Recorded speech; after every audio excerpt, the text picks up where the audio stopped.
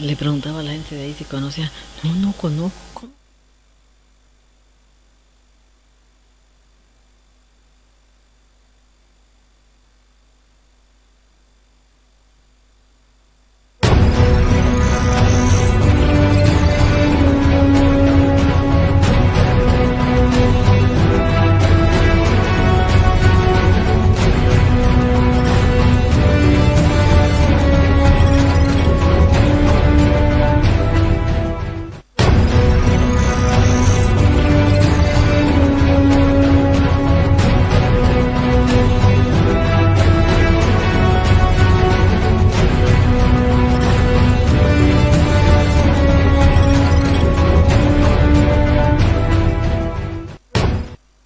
Bien amigos, como seguimos en nuestro programa, estreno la decisión del voto. Ya estuvimos anteriormente con el tribunal, con el presidente del Tribunal Electoral, el doctor Levis, y quien nos ha informado un poco acerca del calendario electoral.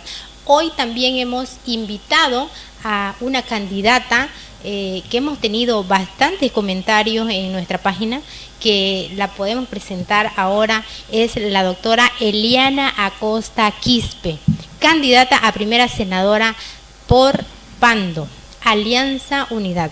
Entonces, ustedes, queridos televidentes, podrán preguntarle. En nuestra página hemos lanzado un flyer donde ustedes pueden preguntarle a ella, y en el transcurso que vamos realizando la entrevista también ustedes pueden ir. Estamos en vivo en La Portada TV a esta hora de la noche, entonces ustedes pueden lanzar sus preguntitas, que ella va a estar dispuesta a poderles responder cualquier inquietud que ustedes tengan. Le damos la bienvenida entonces a la candidata a primera senadora, la doctora Eliana Acosta. Buenas noches, sea bienvenida. Muchas gracias, querida Susana. Gracias por permitirme a través de este medio dirigir a la población, ¿no?, en una coyuntura tan importante como son las elecciones generales. Bien, para romper un poquito el hielo, cuéntenos, ¿quién es Eliana Acosta? Bueno, Eliana Acosta es madre, hija y profesional, abogada. Soy nacida legalmente, vamos a decir, en Cochabamba, más no practicante, quede claro aquello, ¿no? Mi padre es veniano, mi madre es paceña, pero me vine muy chica acá a Cobija y, bueno, la gente, o puedo decir que nosotros, la gente se arraiga de acuerdo al lugar donde vive. Yo me he criado acá, me he desarrollado acá, entonces me escribo claramente como una pandina más, porque mi compromiso es con esta tierra, mi cultura y mi adscripción es totalmente arraigada a este lugar, así que me conceptualizo como una pandina, como una amazónica más. Bien, doctora. ¿Y cómo surge el tema de incursionar en el tema político? ¿Y cómo nace esto de ser candidata para senadora? Bueno, yo entré a la política el 2005, siempre lo digo, cuando se cerraba el ciclo político para algunas personas, para algunos partidos y para una forma de hacer política que considero que fue la causante de que un nuevo modelo y una nueva forma de hacer política hubiese surgido. Es decir, que esa forma inequitativa de administrar los recursos hizo pues que naciera el MAS, ¿no? Ese es mi concepto, aunque a varias personas no les gusta. Pero para mí fue el inicio, el 2005, de un ciclo al que tampoco aprobaba. No aprobaba porque, si bien es cierto, criticaba a los gobiernos del pasado desde mi perspectiva como abogada, como profesional, de haber estudiado, haber trabajado más bien desde que tengo 20 años, he trabajado en diferentes instituciones públicas, he trabajado con la cooperación, en juzgados, en el Ministerio de Justicia, en el Ministerio de Gobierno. Entonces era muy crítica de los gobiernos del pasado, pero también era muy crítica del movimiento al socialismo. Yo creo y siempre he considerado que la clase media, los profesionales, son el verdadero motor del país, ¿no? Entonces, un país instruido es un país que tiene las posibilidades de desarrollarse, y la razón por la que entré a la política fue porque en el 2005 alguien me invitó a ser candidata a la Asamblea Constituyente, y dije que iba a ser un punto muy bueno para mi hoja de vida. y acepté entrar a ser como candidata a la Asamblea Constituyente. Entonces no gané, pero los 6 meses de campaña implicaron para mí una toma de decisión, ¿no? Porque hacer política realmente es una cosa muy, muy diferente. Nosotros las mujeres tenemos que sacrificar muchas cosas cuando entramos a la política, ¿no? Nos piden, cuando sos mujer y entras a la política, vos te piden que seas eficiente, inteligente, seas experta, o sea, a los varones no le piden eso, pero a nosotras las mujeres cuando ingresamos a la política nos piden excelencia y encima nos piden que seamos éticas, aplomadas, además de ser un ejemplo de mujeres y de madres, ¿no? Entonces es muy exigente la política para una mujer y ese reto se lo comenté a mi padre, a mi madre, y ellos me dijeron, me recuerdo que mi padre me dijo: hija, te van a llamar ladrona, te van a llamar levantamanos, te van a decir tonta, porque la gente considera que los políticos son vividores, son corruptos y son flojos. ¿Y vos sos algo de eso? No, yo no soy nada de eso. Entonces, ¿vas a entrar? Nadie quería en mi familia que yo ingrese, nadie, mis hermanos, mi madre, me intentaron disuadir de todas maneras, pero yo ingresé. Ingresé porque creí decididamente que nuestro país, nuestra gente y las circunstancias merecían que gente formada o de clase media con compromiso social entre a la política. Y creo que hice las políticas de manera diferente. He tenido la oportunidad de ser concejal, de ser asambleísta. Mucha gente considera que soy extremadamente legalista, pero es natural porque yo soy abogada, tengo que ser legalista. Yo creo en la justicia, creo en el respeto de los derechos, creo en un Estado de derecho, entonces realmente creo que un país es fuerte mientras cumple y acata la ley, ¿no? Entonces tengo esa aptitud legalista, lo he sido como concejal y también como asambleísta. Probablemente eso a algunas personas les molesta, pero durante muchos años he hecho política con la gente de la oposición, de la que aprendí muchas cosas que debo hacer y que no debo hacer, definitivamente, ¿no? Agradezco con las cosas buenas que aprendí y me quedo solo con lo bueno, aunque también lo malo ha sido bastante desafiante en lo personal, como persona, como mujer y como profesional también, ¿no? Para poder aprender, ¿no? Sí, me han dado mucho eso. Sí. Esas experiencias nos marcan también, ¿no? Y nos hacen levantarnos y crear fuerza y salir adelante, ¿no? Sí. ¿Cómo ve usted ahora el tema político? ¿Cómo va a encarar Eliana Costa? Bueno, yo entré y acepté la invitación de Unidad Nacional del 2005. Son 20 años que milito en Unidad Nacional. He aprendido a identificarme con la visión de país que tiene Unidad Nacional, con el líder político y con el proyecto de país que él proyecta, porque es el mismo país que proyecto y en el que creo.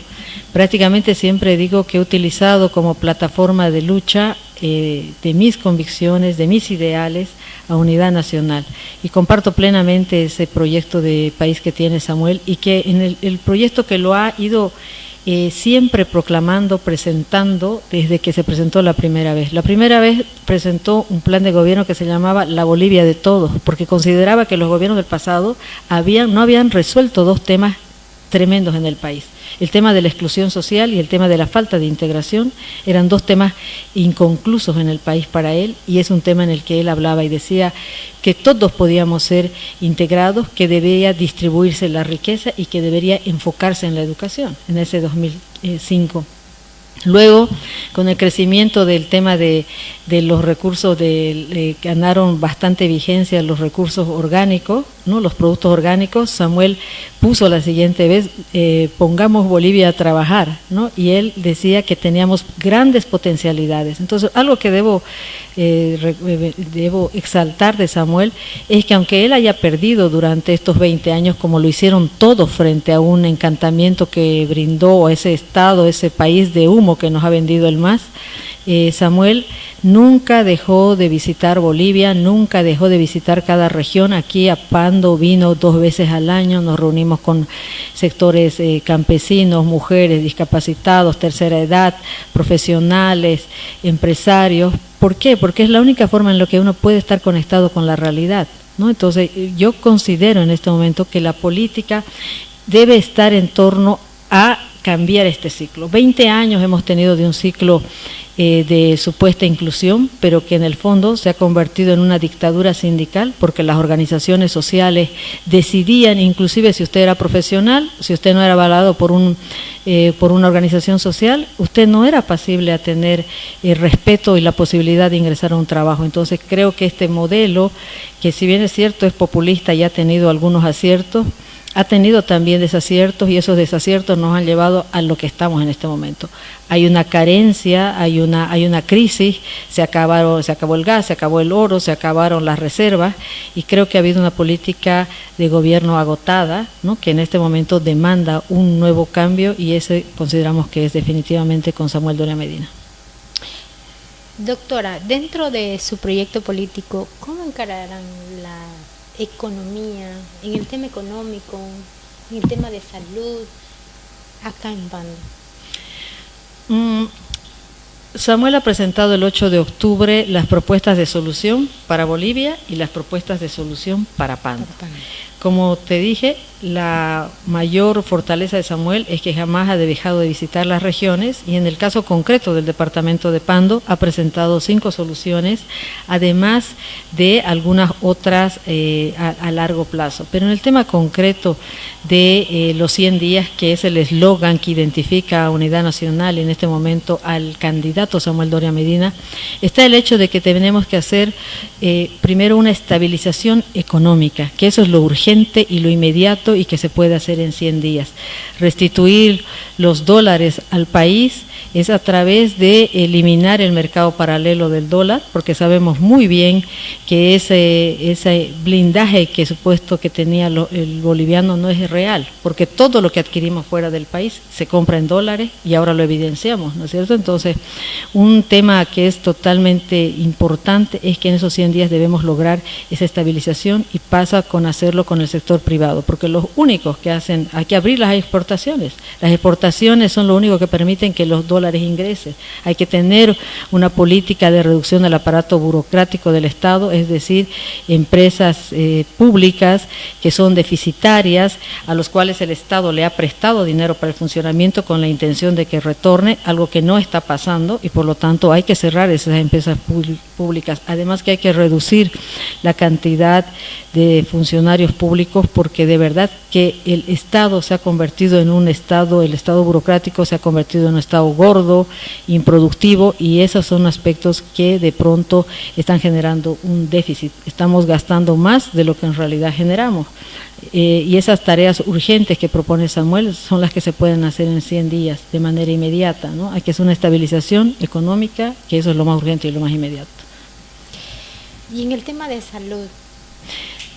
Bueno, en el tema de salud y concretamente en el departamento de Pando, creo que hay temas básicos que hay que resolver. Nosotros lo hemos proyectado en 5 propuestas en el caso del departamento de Pando. Número 1, hay que concluir el tema de la integración caminera del departamento de Pando.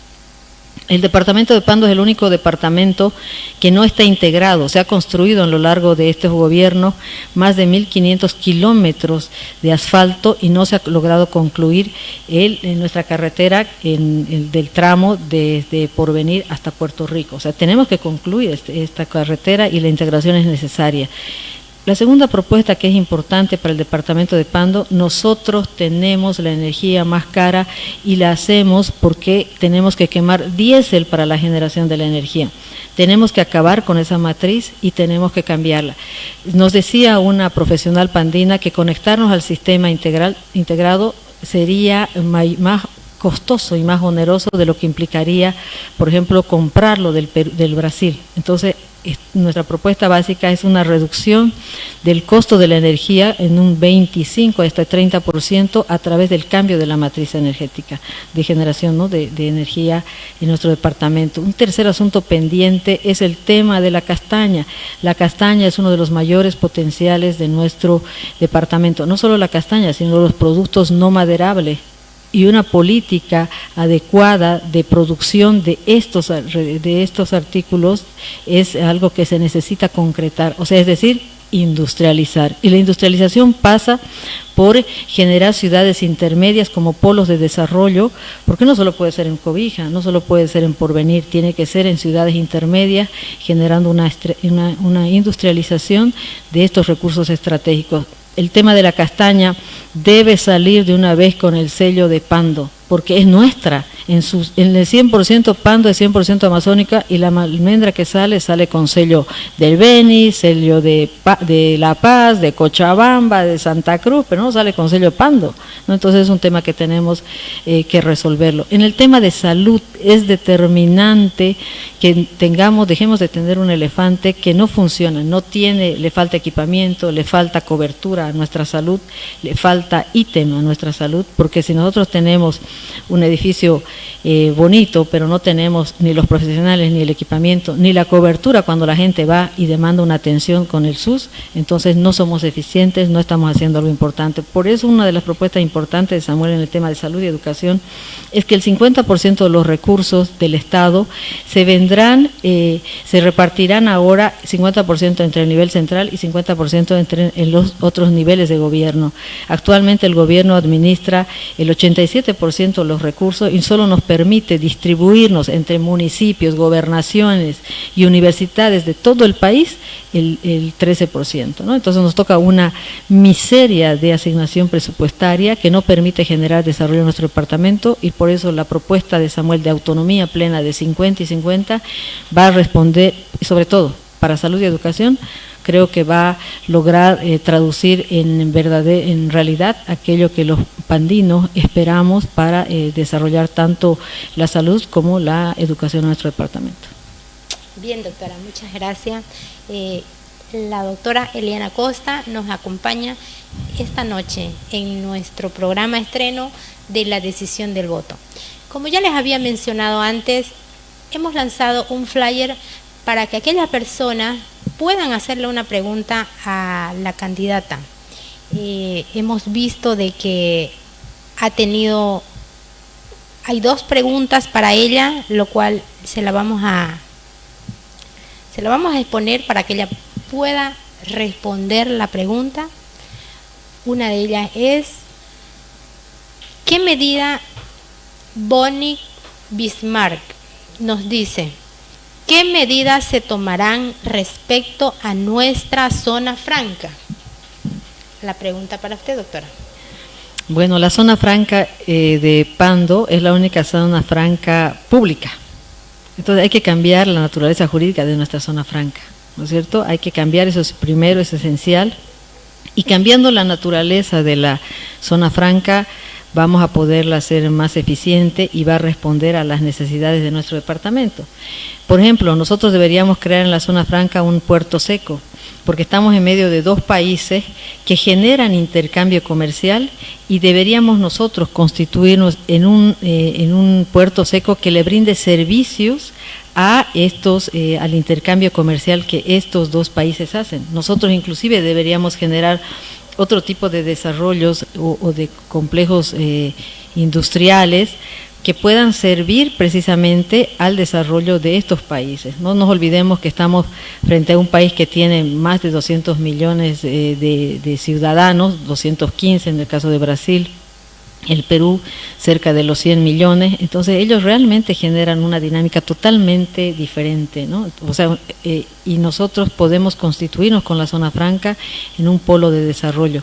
Algo importante también que debemos hacer con la zona franca es ponerle fin a la boleta de garantía, manteniéndola tan solo para los elementos peligrosos o como son, por ejemplo, el tabaco y las bebidas alcohólicas, ¿no? Pero el resto deberíamos tener y liberar la boleta de garantía para que todos de verdad podamos acceder a los beneficios que tiene la zona franca. Inicialmente la zona franca debió haber generado el desarrollo, las posibilidades de desarrollo de toda cobijo y sobre todo generar industria, pero no ha sido así, ¿no? Porque hay una boleta de garantía que solo permite que algunas personas puedan generar una dinámica económica cuando en realidad debería haber favorecido a toda la población. Entonces ese aspecto es importante.